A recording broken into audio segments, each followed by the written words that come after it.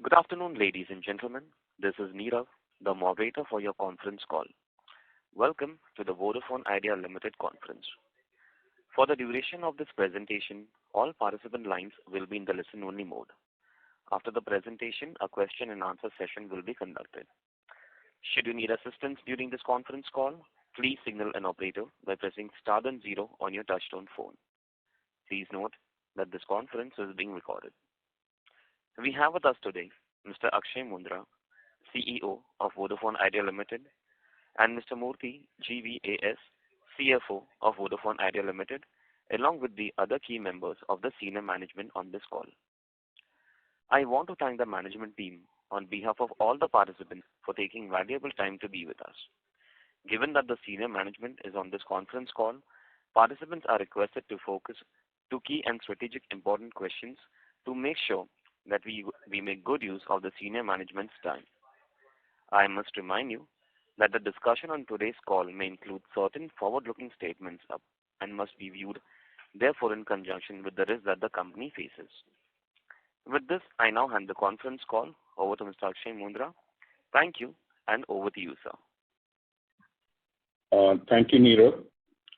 A warm welcome to all participants to this earnings call. Yesterday, our Board of Directors adopted the unaudited results for the quarter ending December 31, 2022. All the results-related documents are available on the website, and I hope you had a chance to go through the same. Today, I'm happy to share that in the board meeting yesterday, our board has appointed Mr. Murthy GVAS as interim CFO of the company.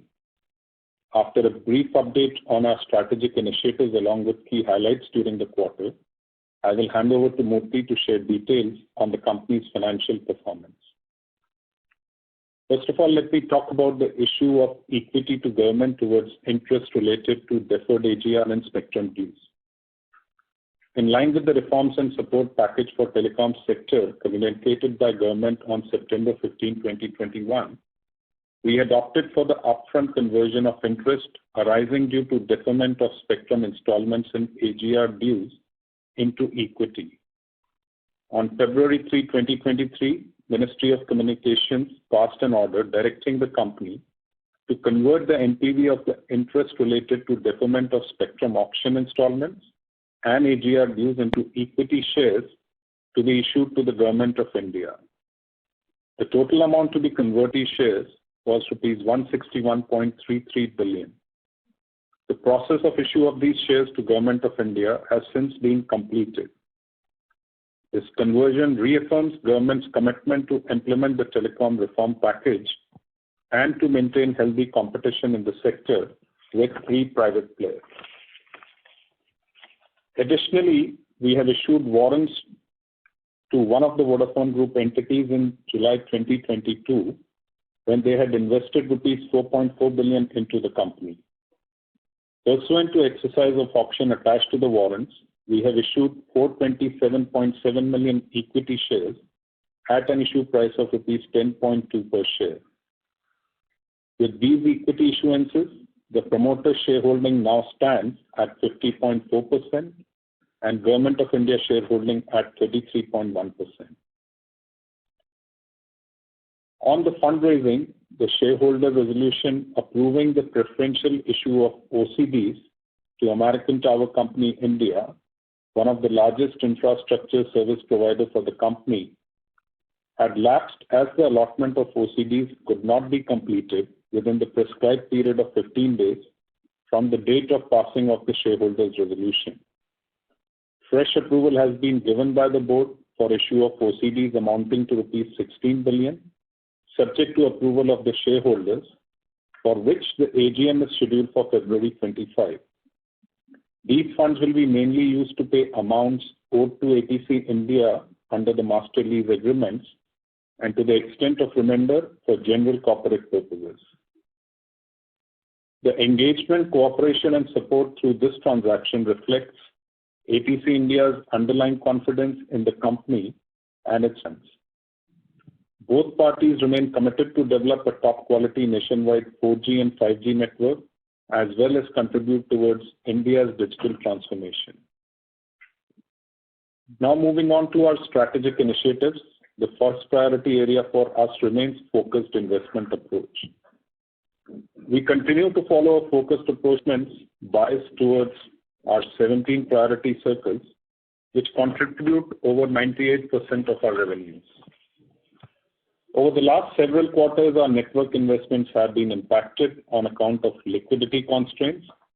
We, however, continue to reform our 3G spectrum to 4G and have closed around 2,800 3G sites during the quarter, while we added around 2,000 4G sites.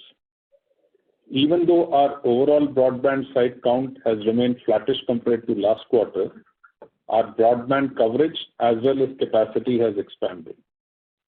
We continue to offer superior customer experience as reflected in our consistent top ranking in several league tables across data and voice.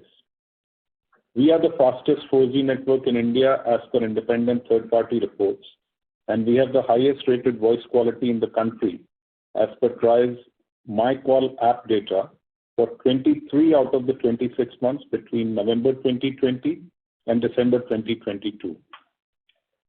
We have the advantage of having latest 4G equipment and technologies which are capable of upgrading to 5G.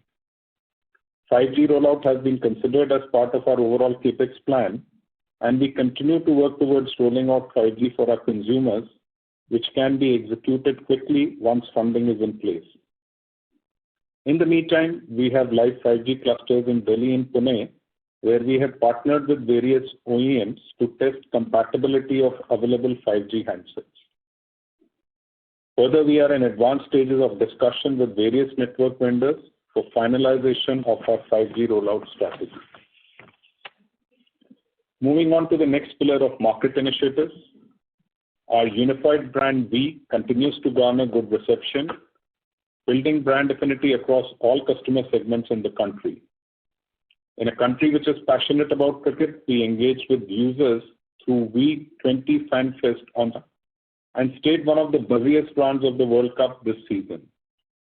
V 12 Days of Christmas contest was done to engage with users on social media during Christmas. Our relentless pursuit on the marketing front is clearly visible with our top rankings at the Sammys 2022, where we won the best social media brand in telecom and the best use of video for #LookUpThisDiwali. During the current financial year, we have taken tariff interventions in postpaid as well as prepaid categories, including entry-level plans. We continue to focus on getting more customers on 4G/unlimited plans for further ARPU improvements. We have seen ARPU growth for 6 consecutive quarters now. Q3 FY23 ARPU stands at rupees 135 compared to rupees 115 in Q3 FY22, a growth of 17.4% year-on-year. Moving on to the business services. Business services or enterprise segment is one of our strength areas owing to our long-standing relationships with our customers as well as our ability to leverage the learnings from Vodafone Group in various global markets. We continue to make progress in line with our stated strategy of transformation from telco to techco. Our planned expansion of services beyond connectivity has seen good traction, and we continue to work with multiple partners to make our offerings more relevant to enterprise customers. In our endeavor to partner with enterprises in the fast evolving digital era, Vi Business has launched Vi Secure in collaboration with global technology leaders. Vi Secure is a comprehensive cybersecurity portfolio with a range of reliable solutions that offers protection against multiple threats arising from network, cloud, and endpoints, enabling businesses to achieve their digital objectives in a secure manner. On IoT, we continue to maintain our strong position with innovative solutions for large enterprises as well as for small businesses. We are the leader in smart utility as per Frost & Sullivan data for Q2 FY23. We are currently working with over 25 power distribution companies, powering 2 out of every 3 smart meters in India. We aim to strengthen the government's Digital India mission and transform the country's power distribution sector through our IoT solutions.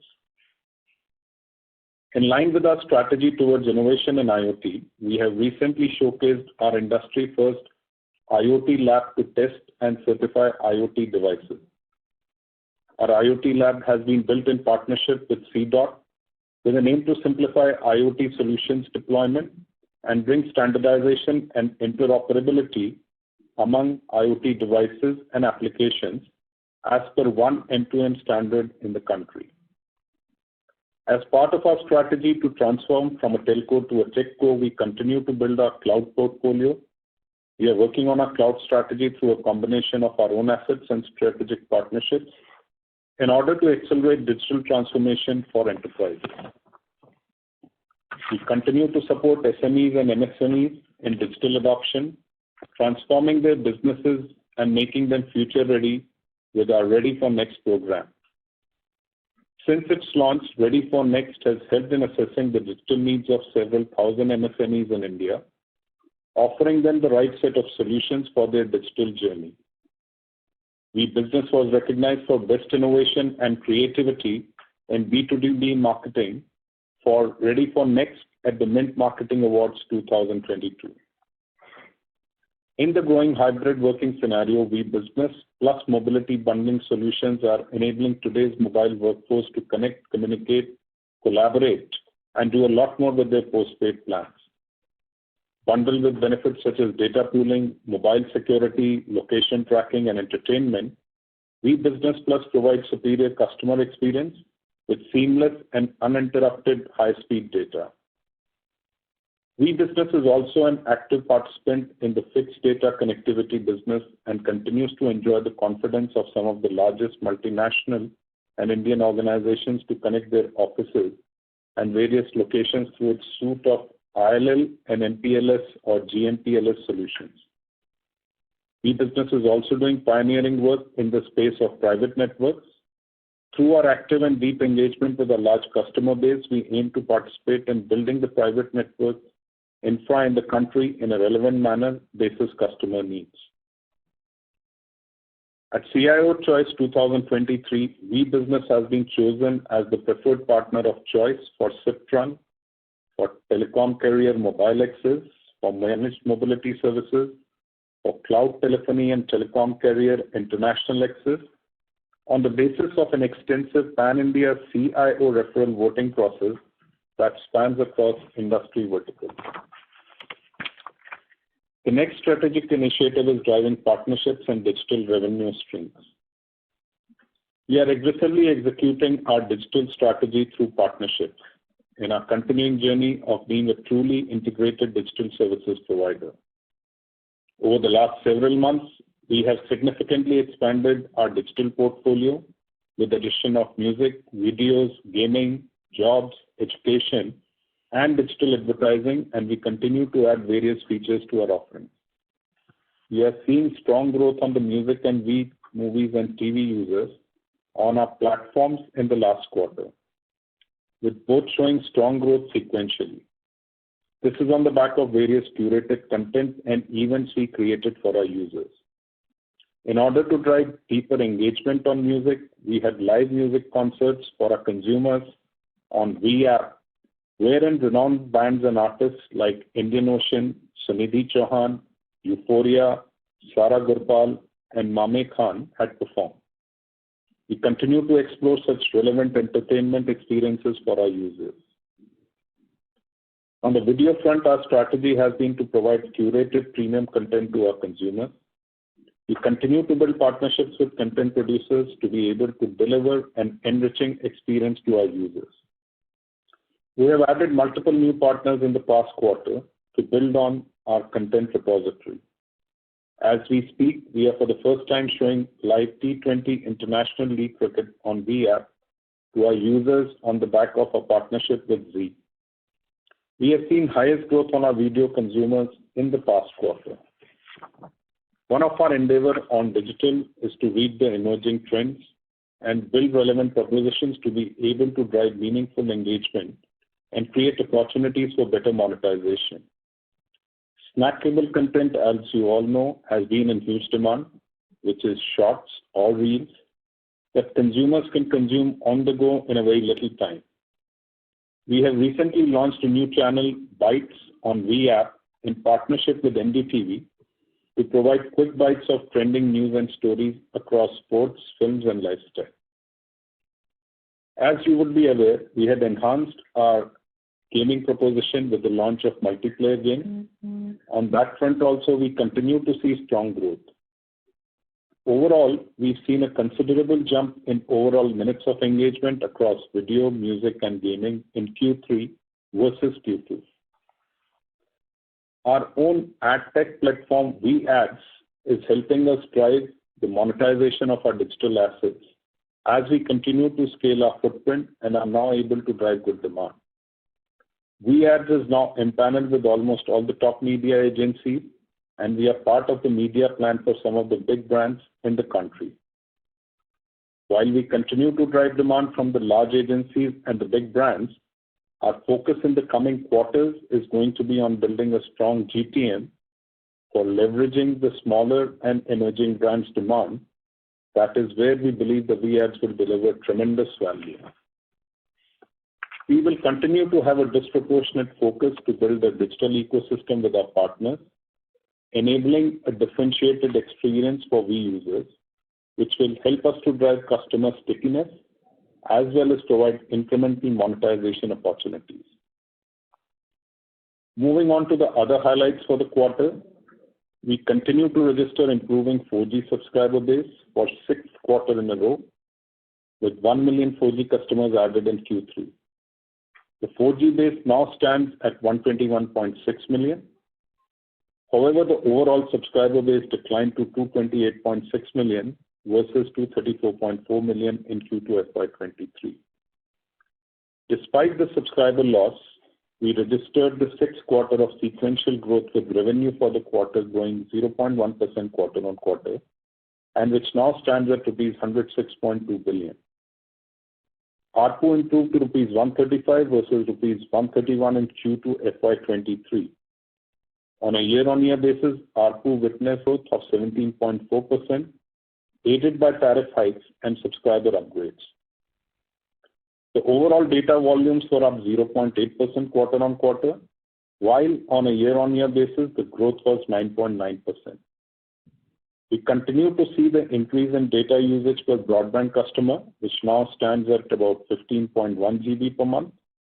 We have also seen an increase in voice minutes per sub by 2.4% quarter on quarter. With that, I hand over to Murthy, who will share the financial highlights for the quarter. Thank you, Akshay. A warm welcome to each of you. On the quarterly performance, revenue for the quarter has improved marginally compared to the last quarter, thus registering a sequential growth in revenue for the past 6 quarters. On a year-on-year basis, the revenue for the quarter grew 9.2%. EBITDA for the quarter, excluding Ind AS 116 impact, is rupees 20 billion as compared to rupees 21.2 billion for quarter 2 FY23. This is primarily due to higher charges on account of customer acquisition costs and higher network expenses, which was partially offset by the full quarter saving in spectrum usage charges versus the partial impact of Q2. As the rate reduction to the spectrum once in the auction was applicable from August 17, 2022. The customer acquisition cost incurred has been flattish quarter on quarter, but the higher charge is on account of lower net deferment compared to the last quarter, which is primarily on account of changing the life of subscribers. Excluding the impact of 116, the depreciation and amortization expenses and net finance costs for the quarter stand at rupees 43.2 billion and rupees 53.9 billion respectively. The reported Ind AS depreciation and amortization expenses and net finance costs for the quarter stand at rupees 58.9 billion and rupees 62.8 billion respectively. The CapEx spent for the quarter stands at 70.5 billion, and the CapEx for the 9 months stand at 28 billion. The gross debt, excluding these liabilities and including interest due, but including interest accrued and not due, as of December 31st, 2022, stands at rupees 2228.9 billion, comprising of deferred spectrum payment obligations of rupees 1398 billion and the AGR liability of rupees 699.1 billion that are due to the government. The debt to the banks and financial institutions of rupees 131.9 billion. As the cash and cash equivalents are rupees 1.6 billion, the net debt stands at rupees 257.3 billion. As we opted for deferment of spectrum and area dues for a period of 4 years in line with the telecom relief package, the first payment towards spectrum on the moratorium will start from October 2025 and AGR from March 26. As mentioned by Akshay, the interest related to the deferment of spectrum and area installments has been converted to equity by issuing shares to the government of India on 7 February 2023. The accounting of this will be considered in quarter 4. With this, I hand over the call back to Neerav and open the floor for questions. Thank you very much. We will now begin the question and answer session. Anyone who wishes to ask a question may press star and 1 on their touchtone telephone. If you wish to remove yourself from the question queue, you may press star and 2. Participants are requested to use handsets while asking a question. Ladies and gentlemen, we will wait for a moment while the question queue assembles. Participants, you may press star and 1 to ask a question.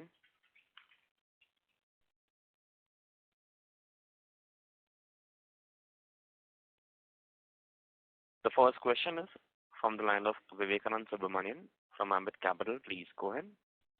Hi. Thank you so much for the opportunity. I have 2 questions. So Murthy, could you tell us the net debt of the company after the government decides to exercise this, and also the impact on the receivables that you have reported now, after ATC converts? Could you help us with this? And a related point is, could you help us with the spectrum payments, the annual spectrum and AGR payments from October 2025 to September 26? That's question 1. Secondly, I see that in the notes to accounts you have mentioned 2 numbers. One is an 8,000 crore odd number, which is the debt that is due to banks out of the 13,000 crore bank loans. So could you tell us what is the status of the discussions you are having with banks, and by when can we expect some of this loan or some of the loans that are due for payment to get converted into long-term loans? Thank you.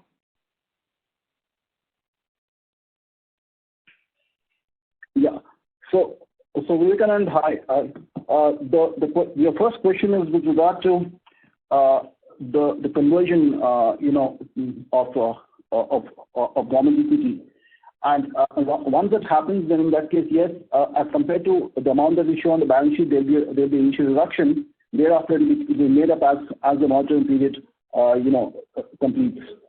On the second question, which is essentially. So on the ATC transaction, I'll answer that. Just to be clear, I think very clearly this is a reduction of 16,000 crores roughly from the debt which has been converted to equity. So from a balance sheet perspective, this should result in reflect reduction of debt. However, what is the final accounting presentation, we'll have to discuss with auditors and decide. So we'll have to see. But as of today, with the conversion, in reality, the debt stands reduced by about 16,000 crores. On the question of receivables or payables from our point of view to ATC, once ATC is subscribing to the OCDs, post the shareholders' approval, the payables to ATC will reduce by 1,600 crore, and they will get converted to an financial creditor status as the subscriber to the OCD.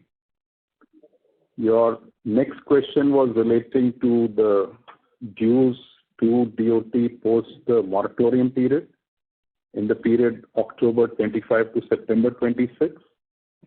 So I think generally on the AGR front, and I'm giving you these figures because AGR, the final figures have to be communicated to us by DoT, but based on our calculations, it will be about 9,100 crores of regular installment and about 7,400 crores of installment, which is arising out of the deferment.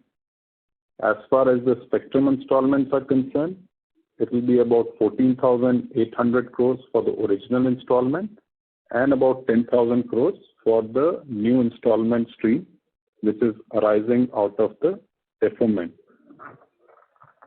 I was not very clear about your last question, so if you could repeat that relating to the bank debt.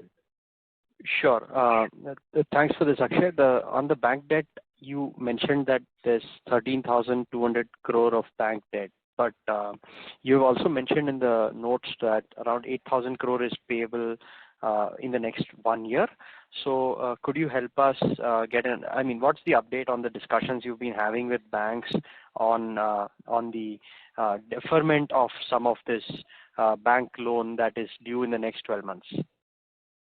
So firstly, I think we have to delink the existing debt and servicing of that debt from the new funding. The new funding is for investments. The existing debt which is there, it will not be deferred. It will continue to be repaid on maturity. So I think that is the first part. Since you have also touched upon the question of funding, let me answer it at this point only. So as we have been mentioning earlier also that we have been engaged with the banks post the reforms package was announced. We have made progress with them, but at some point of time, the discussions could not progress further because the bank's requirement was that the government conversion has to happen first, and only once that has happened, then we can engage further. So let's say we have had constructive discussion with our consortium of bankers in the last couple of months, and with the government conversion now having happened, those discussions can progress further because the basic condition of government conversion has been fulfilled. We have already started engaging with them and the discussions are progressing as we speak. Sure. I have a couple of follow-ups. So the first one was on the currently accounted net debt. If I understand correctly, some of the interest on the deferment was accounted for as an additional. I mean, the net debt used to keep going up every quarter as the government had not yet taken the deferment of the deferment amount as equity, right? So I'm looking for a number to understand with respect to what the net debt will be after the government is allotted shares. I mean, it has been allotted shares, right? You reported on 7. The shares have been allotted. It is reflecting in the stock exchange. Yeah. Correct. So should it be just this 16,000 crore lower net debt, or am I missing something? No. So it should be 16,000 crores lower. How it will represent in the balance sheet is something I cannot answer definitely, but effectively it is a 16,000 crores which stands reduced from the debt. That represents the PV of the future debt. You can call it future debt or installment because, I think the easier way to understand this is that calling it that we are allowed to convert an interest is a means of deriving an amount which could be converted. In essence, what this means is that a PV of future installments has been converted, and so the installments stand reduced to the extent of conversion which has happened. So effectively, as on date, the debt on the balance sheet should reduce by 16,000 crores. That is, let's say, the commercial impact. And as I said, the accounting presentation, we'll know when we declare the next quarter result. Sure. And the last follow-up question is on the numbers you mentioned for the payments that you will need to make once the moratorium is lifted. So you mentioned 4 numbers, 9,100 crore, 7,400 crore, these 2 for AGR, regular installment and deferment, then spectrum original installment and deferment. So all these put together are 41,300 crore. Did I get this correct? Yeah, I have not totaled them up, but that should be correct. Okay. Thank you so much. I'll come back in the queue. Thank you. The next question is from the line of Sanjay Jain from ICICI Securities. Please go ahead. Thank you. Good afternoon, all. Couple of questions from my side. First on this tariff hike or tariff intervention. which actually you mentioned in the opening remark. Can you elaborate on which are the key tax where we have taken a tariff hike and what are the quantum? Sorry, Sanjesh, your audio is not very clear. Can you please repeat the question? Can you hear me now? We can hear you, but the audio is not very clear. Please go again. Okay. My question was related to the tariff intervention. Can you elaborate on the tariff intervention both in the prepaid category and postpaid category that we have taken now? No. I think what I was alluding to in my opening remarks is that our revenue or the ARPU has increased 17.4% year on year.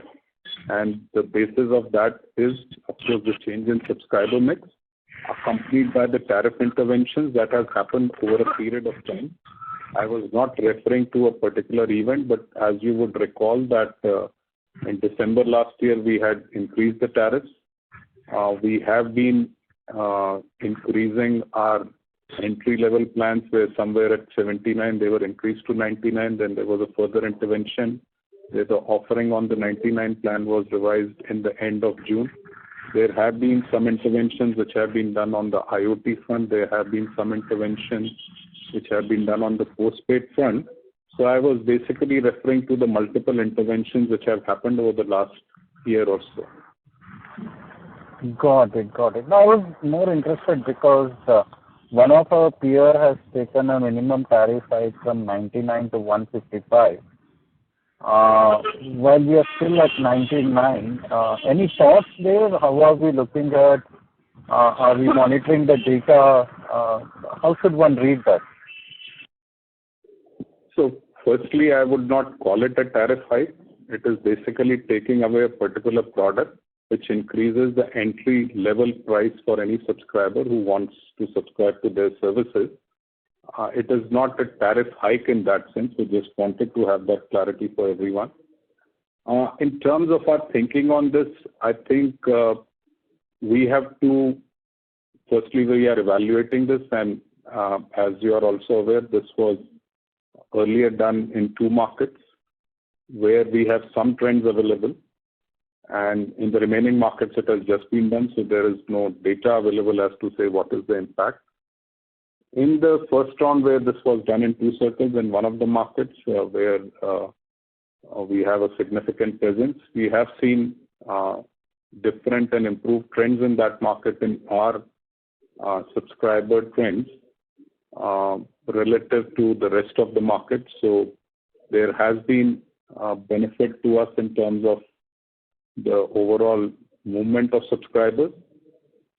These are early signs, so we continue to watch this space, and we would take a decision as to based on whatever is best for our situation and our customers.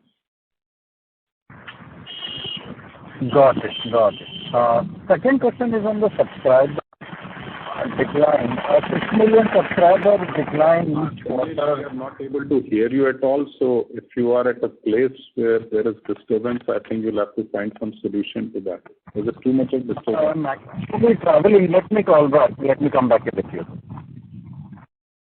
Thank you.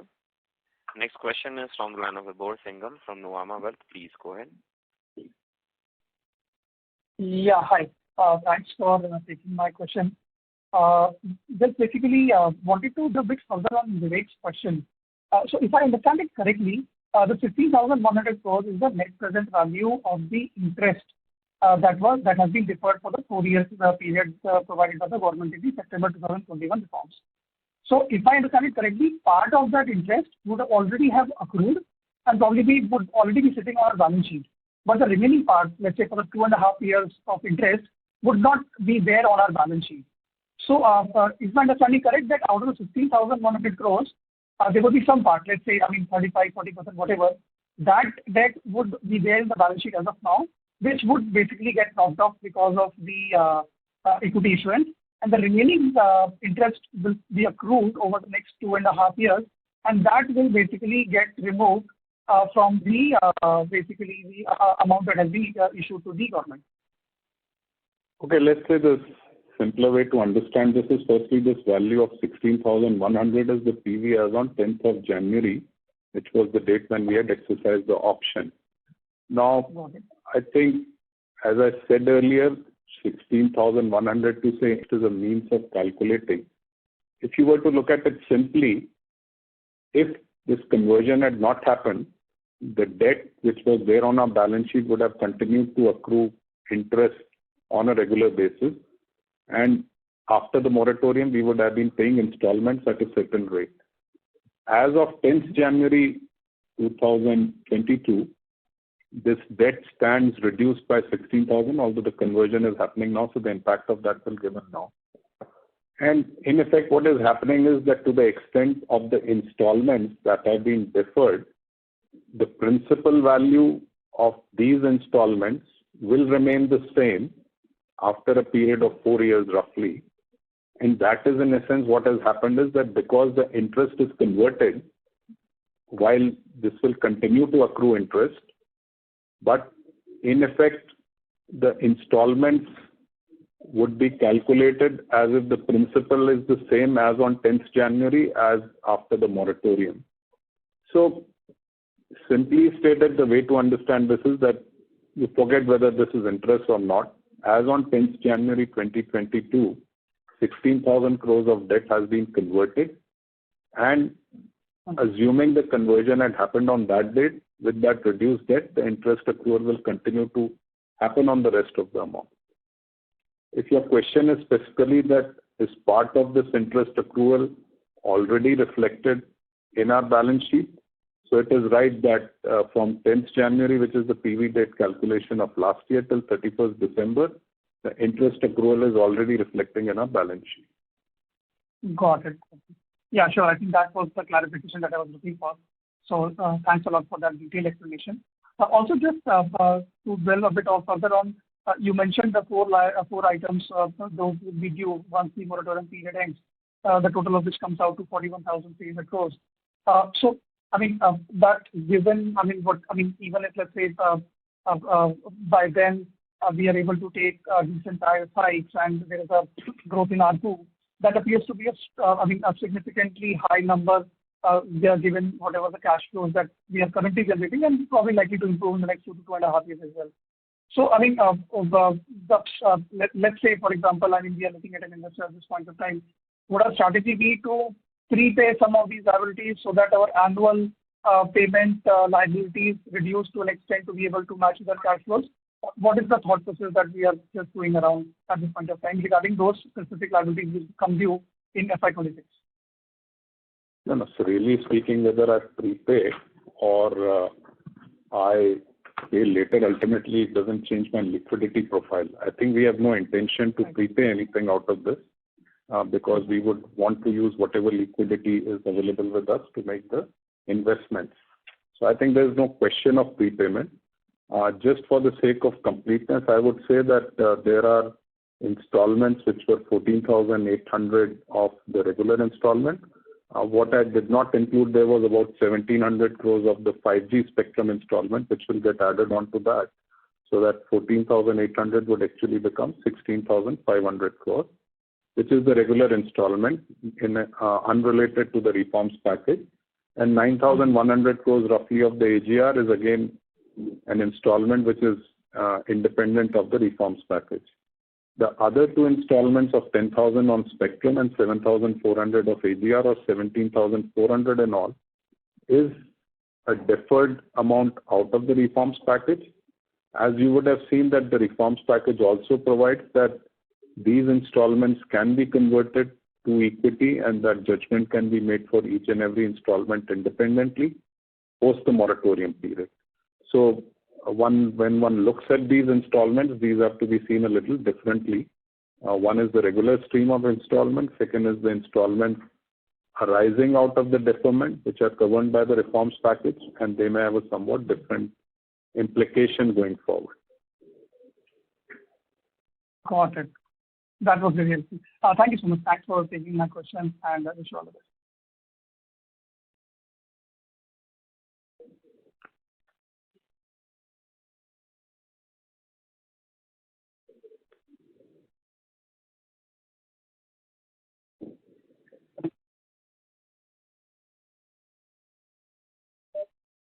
Nirav, you can continue. I think we finished with this question. Nirav, can you hear us?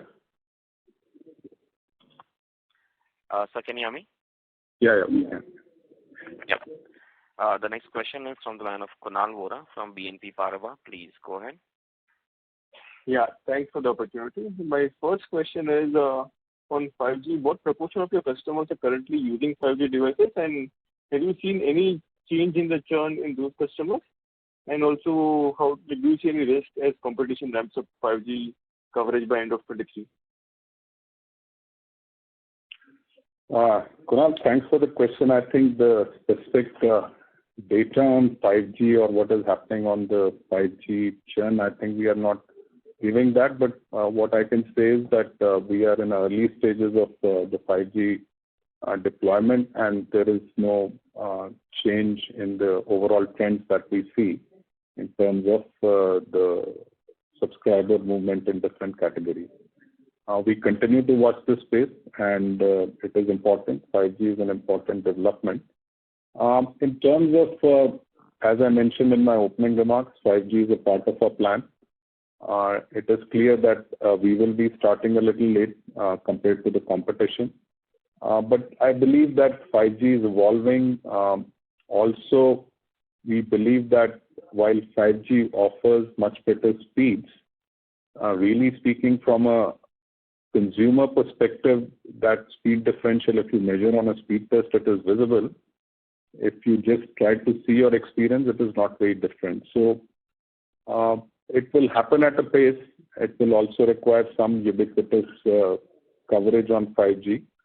So our effort will be that as soon as funding is in place, we kind of expedite our rollout to have a presence in the geographies which matter, particularly in the context of 5G, and so that we are able to compete as early as possible.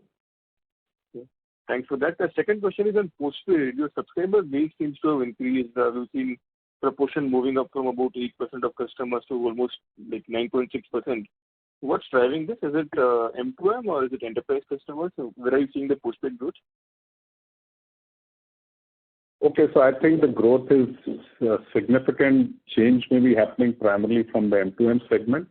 The rest of the postpaid segment is fairly stable. The consumer postpaid segment is stable. Okay. Thanks. And on churn level, like 4.4% annualized churn of more than 50%, this is resulting in large exchange costs. Has the industry taken any steps to control this? Any development on this? When do we expect this to normalize?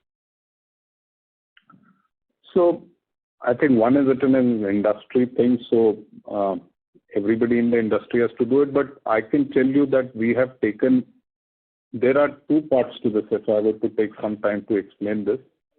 One is that if you make an analysis, you'll find that there's a lot of rotational churn which is happening. So that is why industry sees such a large number of gross adds, but the net add level is much lower than the gross add level. So it is very clear that this is a large part of it is rotational churn. And what you are saying is right, that the industry needs to address it. We continue to make those efforts, but what we have started analyzing at our end is that which are the loss-making subscribers, or if there is a channel which is largely contributing a poor quality of subscribers. And we have started making interventions to see that if it is possible to identify ab initio, where you know that a particular source of acquisition or a particular subscriber is going to be a loss-making subscriber, how can we eliminate the loss on that kind of acquisition? So we have started taking those actions. I'm hopeful that everybody will take these kind of actions, because ultimately it is a loss to the industry, especially at a time when everybody is not doing well financially. I mean, they may be different in level, but today nobody is covering their cost of capital. And in that situation, to just throw away money for this rotational churn doesn't make sense. So I can assure you that we will continue to do our bit to address this, and we will continue to drive and work along with industry players to get some sense of discipline where money is used for acquiring customers and not to generate rotational churn. So when have you taken this action and any early results which you've seen? I will not be able to give you too many details, but let's say we have started making these interventions somewhere in December. We have seen some improvements, but I think what effect or impact it is having on quality, it takes some time to figure out. So generally you take interventions based on historical data, but whether they are, what result they are yielding, it will take some time to see what is the result. But we believe that the basis we have taken the action, we should see positive results coming out of this. Sure. And just final question, any thoughts on tariff hike? When can we expect it and what's stopping it? So I think tariff hikes, firstly, as I think all of us have been saying, that tariff hikes are required because the current level of tariffs do not enable anybody to recover their cost of capital. Having said that, I cannot right now comment on what would be the timing of the price increase, but my personal view is that the price increase is required, but it needs to happen more at the unlimited plan kind of segment, where what we have seen is that over a period of time, the basic premise of you pay more for using more. Of course, within a range it could be limited, but today we have a very wide range of usage where the customer pays the same independent of the level of usage. And I think gradually, as happens with all industries, all services, whether you use electricity, water, anything, which are again in the nature of essential services, there is a base charge, then there is a charge which is based on usage. Your per unit usage cost reduces as you consume more. Sometimes, of course, there's a penal rate also, as in case of electricity. But let's say that's not the concept here. But definitely, I think the current structure of pricing needs to evolve over a period of time in some form, where at the higher end, people start paying more for using more, and not that everybody pays more, even though they may be using less. So I say that I believe, in my personal opinion, is the direction in which the industry should move, and let's see how does it evolve. Okay. That's it from my side. Thank you, sir. Thanks, Kumar. Thank you. Next question is from the line of Aditya Chandrasekhar from UBS. Please go ahead. Yeah, hi. Just had a quick question on vendor payment. So I think payables to vendors like Indus, ATC, etc. have been building up. So just wanted to get a sense of how we're thinking about that. How are the talks with these vendors going on? And on an ongoing basis, what percentage of monthly billing are we able to pay? How is that likely to improve going ahead? Just some color on this will be helpful. Thank you. So, Aditya, I think as far as ATC is concerned, you are aware of the transaction that we are doing with them. And ATC has been supportive in the sense that they have agreed to convert their payable into an OCD instrument. So really speaking, the ATC is being addressed to that group. The other largest vendor is Indus, which of course Indus have themselves made a number of disclosures in their financials, which you are aware of. We continue to constantly remain engaged with Indus. I think we are working in the spirit of partnership, and all our vendors, including Indus, have been very supportive to support us in this interim period of difficulty.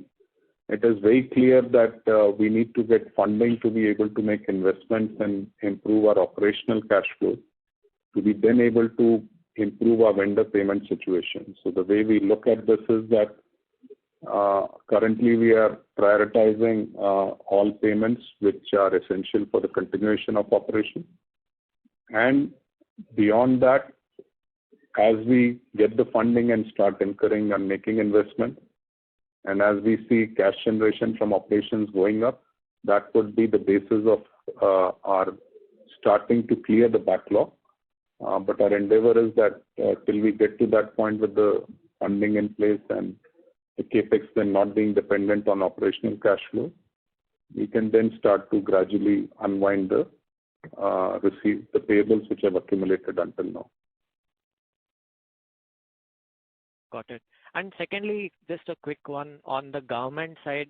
I think there were some news reports that some license fee, etc., is also kind of getting accumulated. Just wanted to check, are we getting some pushback from them? And secondly, on the deployment, 5G deployment requirements for the spectrum, is there any pushback from the government for that? So I think as far as the license fee payments are concerned, it is right that we have paid a lesser amount than the 100% amount. We are engaged with DOT. We have proposed a plan to them, and we are requesting for their support to allow us a slightly delayed payment in the interim. So those discussions are on. We are engaged with DOT on that. On the 5G minimum rollout obligation, I think that is not a large investment, and that is something which we'll comply with. Okay, thank you. That's it from my side. Thank you. Next question is from the line of Piyush from HSBC. Please go ahead.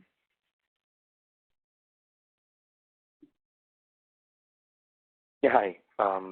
Good afternoon, and thanks for organizing this call. Couple of questions. Firstly, could you provide your kind of split of data which is going through your network between 3G, 4G, and what is your peak kind of network capacity utilization levels now? The reason I'm asking is, I just want to understand a little bit more about your strategy around tariff hikes, and given one of your peers have removed entry-level, products, and you have not done a similar strategy, does it mean VI is unlikely to participate in tariff hikes because your capacity utilization is low, and you would first like to improve your capacity utilization? Just some thoughts, around these two questions will be great. So I think let me just answer the question. We are not, I don't think the capacity utilization or 3G, 4G traffic mix has anything to do with the tariff hike decision. As I clarified earlier, we should just be clear that this is not a situation of tariff hike. This is a situation of elimination of a particular entry-level product. Now, really speaking, whether you continue this product or not, this product does not offer data. And so it has nothing to do with what is the utilization. Broadly speaking, I can tell you that data currently runs almost entirely on the 4G network. We have, as I mentioned in my opening remarks, we have been closing down our 3G network. And the 3G networks are currently maintained only where there is a significant number of subscribers who are still using the 3G network, or in places where we have 3G coverage but we do not have a 4G coverage.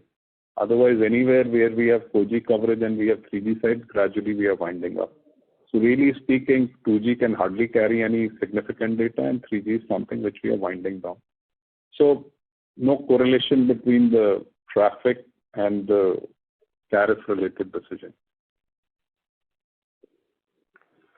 So thanks, Akshay, for this clarification. But what needs to happen then for VI to be confident to take another round of tariff hike? Because certainly we need to improve our pools to improve our kind of operating cash flows, right? So what needs to be seen? So I would say that we need to kind of make some investments, get to a better level of offering. That is one of the things, but I don't think that is the only trigger. And as I said, that there are different dynamics at the entry-level pricing. There are different dynamics at the higher-level pricing. And as I expressed, my personal view is that the pricing structure in terms of tariff hikes need not be that you need to move to a regime where there is some semblance of paying more for using more, rather than having a very large range of this paying the same price. And I cannot give you a timeline, but that is a direction we would want to move quickly. And we continue to evaluate as to what is the right time to do it. Entry-level pricing is a slightly different dynamic, and we have to kind of evaluate the situation, and we decide how to progress about it. We are watching the situation, so we've not kind of taken a firm decision on that count. So you're saying in the 4G mass segment where there is a good proposition to the consumer and there is an affordability, there is a higher probability of you kind of taking a tariff hike in that segment. Let's say that is what I believe is the right thing to do for the industry as a whole. Okay. Thanks a lot. Thank you. Next question is from the line of Balaji Das from Bajaj Allianz. Please go ahead. Yeah, hi, good afternoon, everyone. Thanks for giving this opportunity. So I basically have two questions, like, maybe to Akshay and, to the Murthy sir. So how much fund are you expecting? Because, maybe currently we have a lot of vendor payments to be done, 5G deployment, and do we expect any fund infusion from the promoter side also, as we've been lot of hearing one of our companies, selling the stake in the Vodafone, in the Indus Tower. Okay, that's the first part on the fund infusion. And a second part, do we are expecting any update on this AGR recalculation and the petition filed, from the Supreme Court? Okay, so these are the two questions. Maybe if we can get more clarity on these two parts. Okay, thanks, Balaji, for the question. So I think I will not be able to give you the amount of funding. All that I can say is that we have a shared business plan with the banks, which includes the complete current situation of where we stand and the funding required for us to gradually move to a regular vendor payment cycle and make the necessary investment. So all that is a part of our plan. I cannot give you specific figures at this point of time. As far as the AGR is concerned, this is a matter which is in the Supreme Court. We have a review petition on the matter of corrections to be made. And we are keeping our options open because definitely we believe that if there are errors in or inaccuracies in calculation, at least those should be corrected. And we will continue to pursue that at a suitable time. Okay, just supporting, question to the same, like, since, we have a good amount of 2G users also, so what is the plan, which we are proposing and encouraging them to, get it converted to the 4G plans? I think I would say there are not 2G plans and 4G plans. Basically, we are saying that there's a customer requirement. If your requirement is only incoming, then you subscribe to the entry-level plan.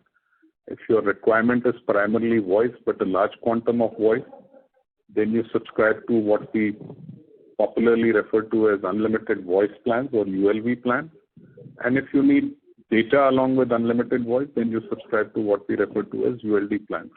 So really speaking, devices, as more and more devices are coming, except for the feature phone, which can work only on 2G, every device can use data, and it is the customer's requirement. So you'll find a number of subscribers who may have 4G devices, but who may be only mainly using voice and not so much data.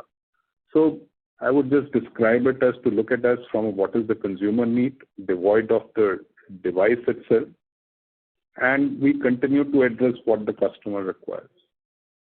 Okay, thanks. And since, maybe we also received a good support from the government also, so can we see Mr. Birla back to the chairman position again?